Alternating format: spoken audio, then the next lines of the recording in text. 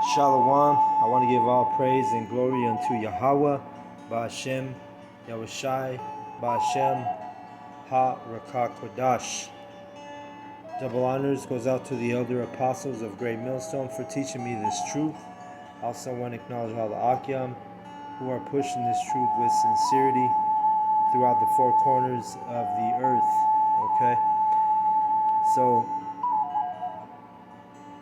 I came across this article with Will Smith, the actor and celebrity, right? He's an Israelite, but he's a Gentile according to his mind and his mindset. You see, and all those celebrities, I mean, they're doing some wicked shit to be in the positions that they're in. The bigger the celebrity, the bigger the wickedness that they do. All right, and this his family is.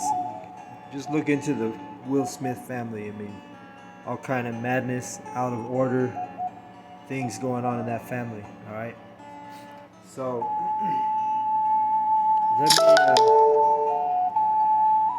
let me go ahead and read the article.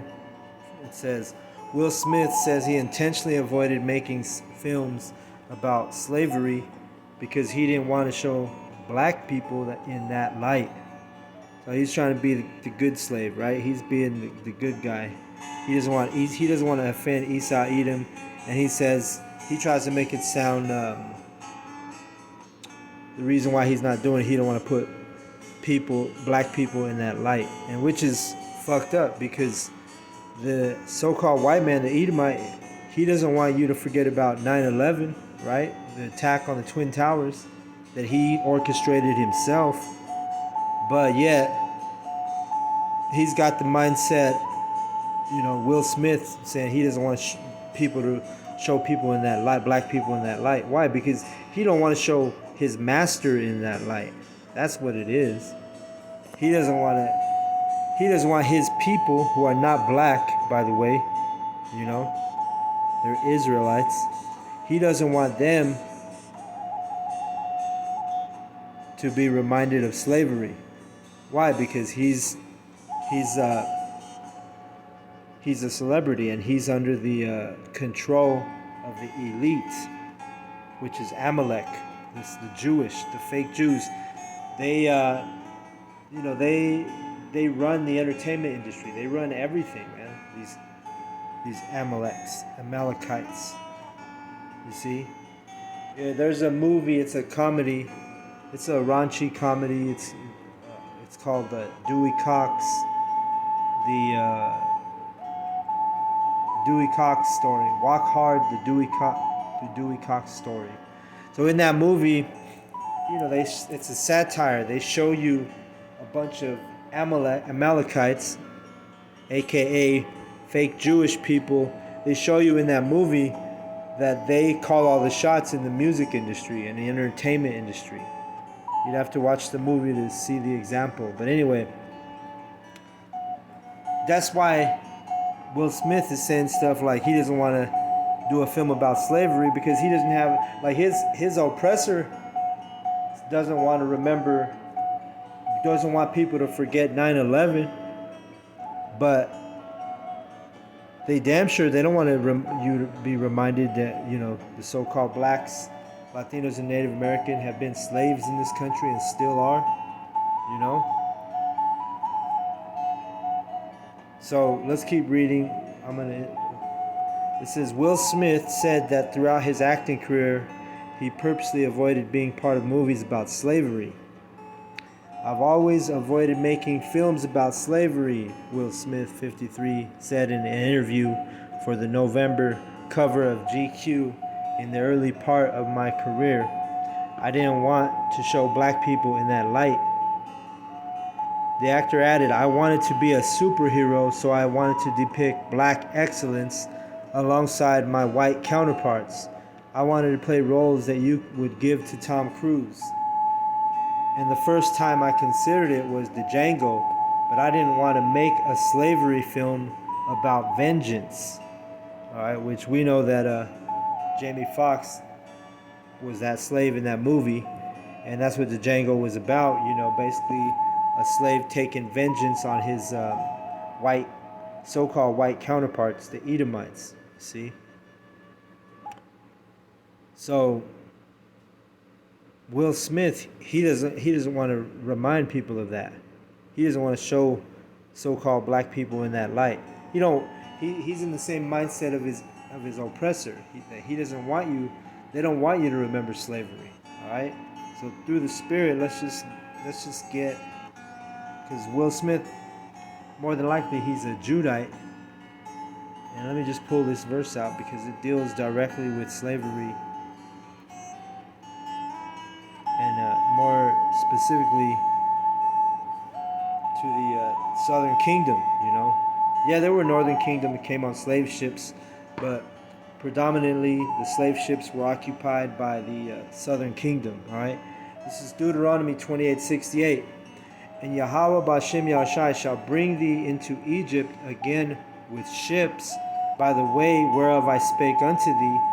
Thou shalt see it no more again, and there ye shall be sold unto your enemies for bondmen and bondwomen, and no man shall buy you, which means no man shall redeem you. So those slave ships, we know this is spiritual Egypt, because you could go to Egypt without a ship if you were in, Israel, all right, or Jerusalem, But no, they were going to go on ships. The Lord wrote in Deuteronomy 20:68, which is prophecy, all right? And bondage, that's what Egypt means. The word Egypt is a Greek word that means bondage, which means slavery. And who took you into slavery? The Bible calls the Edomite, the so-called white man, your enemy, all right? And you should have the mindset that you want to bring this to the light, Will Smith. You don't want to sit there and brush it under the rug. You don't want to have that mentality. It's not about going and conquering the white man with weapons and killing him and this and that. No, it ain't about that. It's just about, they don't want to sweep 9/11 under the rug. So why do you want to sweep slavery under the rug? All right? No, talk about it. It's real. It's what happened. That's what the men of the Lord do. We go out there and we bring out the real stuff that's happening and happened and will happen, and is yet to come. You see. So let me get to Deuteronomy 32:35 regarding this Will Smith article. All right, it says, oh yeah, and you know what? He says he didn't want to do a film with doing acts of vengeance against the Edomites, right, in slavery, because that's what that movie The Django was portraying, which ended up being played by Jamie Foxx. You see. But let me read it. This is talking about Yahweh. It says, to me belongeth vengeance and recompense. Their foot shall slide in due time, for the day of their calamity is at hand, and the things that shall come upon them make haste. See? So vengeance is going to be from the Lord, and guess what? It's going to start out with the 2/3. It's going to start out with these guys like Will Smith, who, that basically, he wants you to forget who your enemy is, if it was up to him. Because that's something you shouldn't want to just sweep under the rug. You should remember, you should teach your kids, hey man, this Edomite, this devil, he did this to us. See? And he's going to do it to us again. He's going to come down with great wrath on the Israelites. This is not something you want to just sweep under the rug like Will Smith wants to do, That's why our people are in darkness. That's why they're going to die by the sword, man. Whether it's the hokey pokey, the jab, or whether it's the modern day Esau's blessing, the modern day sword would be that nuclear missile, you see. Psalm 139 and 21, it says, "Do not I hate them, O Yahweh B'Shem Yahushai, that hate thee?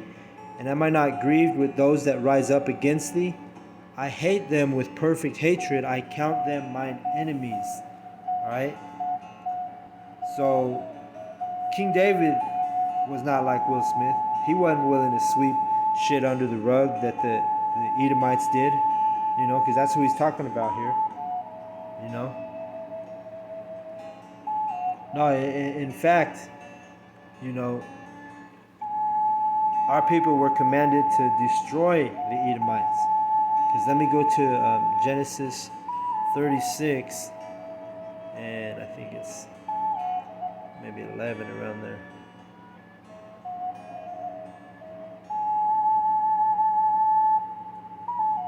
Because this is talking about Esau Edom, right? And then it goes into his genealogy, his family. And I just want to show you that Amalek is an Edomite, right? We go to the top of the verse, it says, "Now these are the generation of Esau, who is Edom," right? So these are the Edomites. And we scroll down a little bit. Let me find it real quick. It's in here.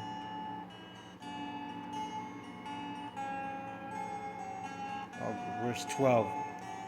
"And Timnah was concubine to Eliphaz, Esau's son, and she bare to Eliphaz Amalek. These were the sons of Adah, Esau's wife."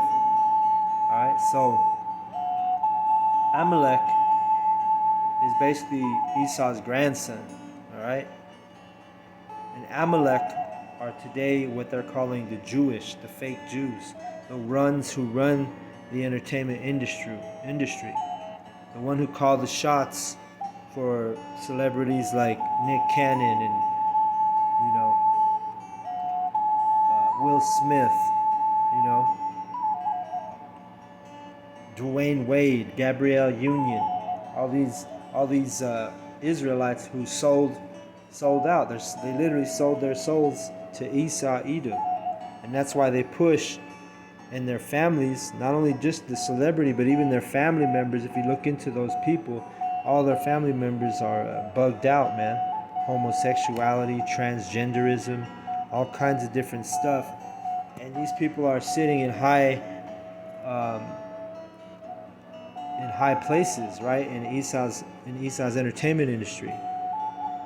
And Esau knows that he needs to use Jake to keep Jake in darkness for the most part. You see, he uses Jake. He uses the Israelite celebrities to come out and say this kind of stuff, and their families, all kind of wickedness in those families, But anyway, I just wanted to make the point. Eliphaz was Esau's son, and Amalek is his grandson, Amalek, the Amalekites. Alright, so now, let me get Jeremiah. Well, you know what? I'll get that in a second. Let me get 1 Samuel 15. I'm going to start at 7. It says, "And Saul smote the Amalekites from Havilah until thou comest to Shur, that is over against Egypt." Saul was a wicked king of of Israel, right? So he did wickedness. He was not that he smote the Amalekites, meaning he was killing them. But look what he did, verse 8. "And he took Agag, the king of the Amalekites, alive, and utterly destroyed all the people with the edge of the sword. But Saul and the people spared Agag, and the best of the sheep and of the oxen and of the fatlings and the lambs and all that was good, and would not utterly destroy them, but everything that was violent and refused, that they destroyed utterly." So the Israelites slaughtered these Amalekites, who are Edomites. But he did a wicked thing, King Saul, by sparing the life of the king of the Amalekites, which was Agag, right? So you think Will Smith, he was more in the spirit of Saul than King David. King David said He counts them his enemies, and he hates them with a perfect hatred. He hates those that hate Yahweh. But these 2/3, they don't have that same mindset. They have a different spirit.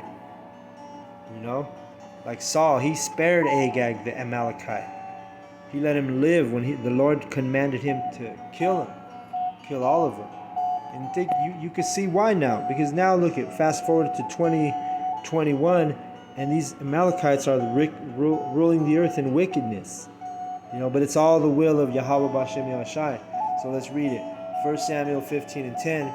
Then came the word of Yahweh B'Shem Yahushai unto Samuel, saying, It repenteth me that I have set up Saul to be king, for he has turned back from following me, and hath not performed my commandments.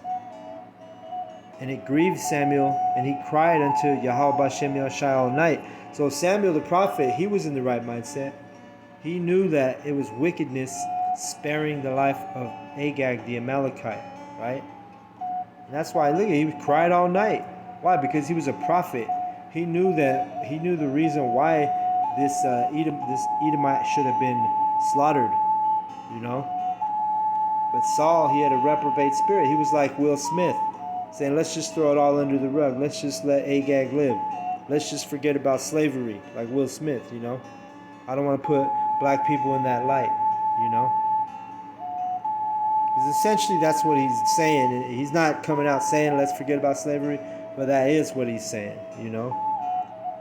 And Will Smith has been in the celebrity for a long time, you know.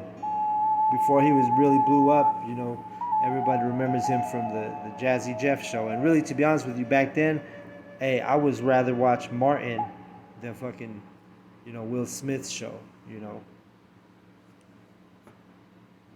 But anyway, and I'm talking about Martin Lawrence for those of you simpletons out there. But anyway, 1 Samuel 15:12. And when Samuel rose early to meet Saul in the morning, it was told Samuel, saying, Saul came to Carmel, and behold, he set him up a place, and is gone about and passed on and gone down to Gilgal. And Samuel said to Saul, and Saul said unto him, Blessed be thou of Yahweh B'Shem Yahushai. I have performed the commandment of the Yahweh B'Shem Yahushai. And Samuel said, What meaneth when this bleating of the sheep in mine ears, and the lowing of the oxen which I hear? And Saul said, They have brought them from the Amalekites. For the people spared the best of the sheep and of the oxen to sacrifice unto Yahweh B'Shem Yahushai thy power, and the rest we have utterly destroyed. Then Samuel said, so he brought the offerings, right? Then Samuel said unto Saul, Stay, and I will tell thee what Yahweh B'Shem Yahushai hath said to me this night. And he said unto him, Say on. And Samuel said, When thou wast little in thine own sight, was thou not made the head of the tribes of Israel? And Yahweh B'Shem Yahushai anointed thee king over Israel? And Yahweh B'Shem Yahushai sent thee on a journey, and said, Go and utterly destroy the sinners, the Amalekites, and fight against them until they be consumed. Wherefore then didst thou not obey the voice of Yahweh B'Shem Yahushai, but didst fly upon the spoil, and didst evil in the sight of Yahweh B'Shem Yahushai. So he thought he was doing a good thing, right? He was like, I got all the Edomites, the Amalekites, oxen and sheep. And we're gonna, and the goats and everything. You know, he's gonna slaughter the best for an offering to Yahweh B'Shem Yahushai. But guess what? He didn't do what he was told. He was commanded to destroy all the Amalekites. He didn't do that. He spared Agag. So you see, he thought he was bringing a good report. And Samuel was like, no, you've been doing evil in the sight of the Lord. You let that Edomite live. You know, you let that Amalekite live. See? So that's the type of guy Will Smith is. He's like Saul. He would have spared the Edomite. He's gonna spare the he doesn't want to do a movie of vengeance or portraying, you know, slavery. He don't want to put black people in that light, he said. So-called black people. See, and that's the wrong mindset. Oh man, you should be telling your kids daily, like, hey, watch out for this devil, man. This is the shit he did to us, and he's gonna do worse to us, according to the Holy Scriptures. You know. But Esau Edom, he, like I said, he uses Jake to soften you people up. He wants you to just have compassion for your enemy. You know. Let me get Isaiah 39 through 13. It says, "Therefore this iniquity shall be to you as a breach ready to fall, swelling out in a high wall whose breaking cometh suddenly." Oh, I'm sorry. I went to the wrong verse. Verse 9. "This is a rebellious people, lying children, children that will not hear the law of Yahweh B'Shem Yahushai." Was not Saul rebellious in not by not, smiting, killing all of the Amalekites? Pissed off Samuel. Samuel was upset. He was crying to the Lord all night about it. He was a prophet who had the knowledge, the wisdom. And Saul, the king of Israel, he didn't even have it. He was a wicked king. He ain't spoken of like King David and King Solomon, or the other good king. There was righteous kings of Israel, Josiah, one of them, the ones that comes to the top of my head. He was righteous, young righteous king, But you had wicked men from Israel throughout our generations. See? This is verse 10, Isaiah 30:10, "Which say to the seers, see not, and to the prophets, prophesy not unto us right things." See, so they don't want to hear the truth. He says, "Speak unto us smooth things, prophesy deceits." See, they'd rather hear lies and deceits. That's how our people are right now. They'd rather you tell them, "Oh yeah, all the people are going to have salvation. Everybody's going to be joining hands and singing, celebration, or whatever it is. They're going to be singing that song "Happy" from Pharrell. Everybody's going to go up to heaven and singing that song "Happy." No, man, that's a lie. The truth is going to be bitter sometimes, but it's still the truth. See? But these people, the 2/3 and the heathen, which the heathen and the 2/3 don't mean nothing. They want to hear smooth things. They don't want to hear the truth. They want to hear smooth things, like it tells you in Isaiah 30:10. All right. Go to one more precept. Psalm 106:35. It reads,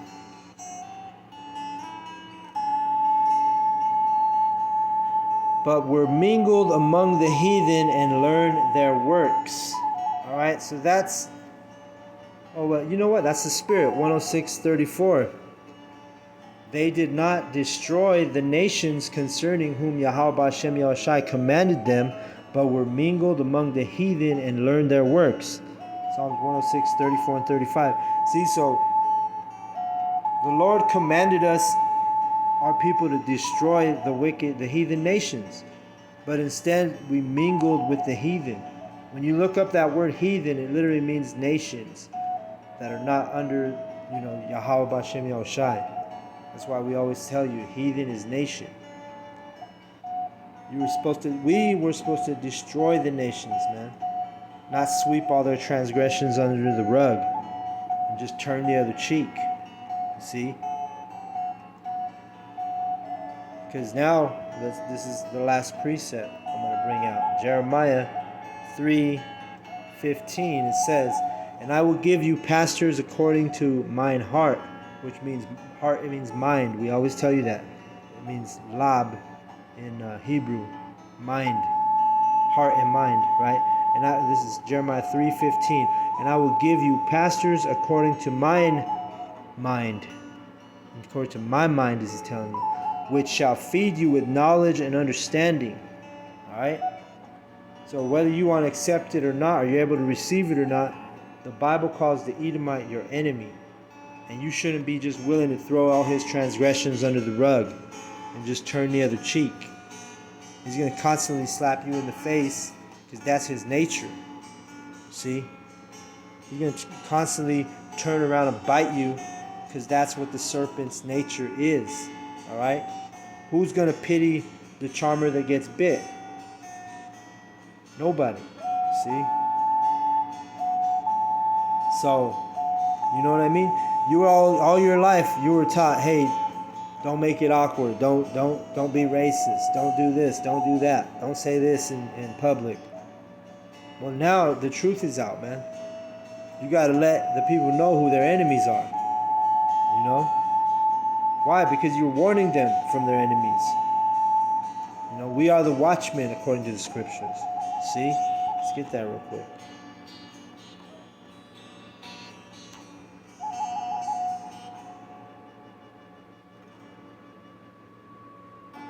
Let me see.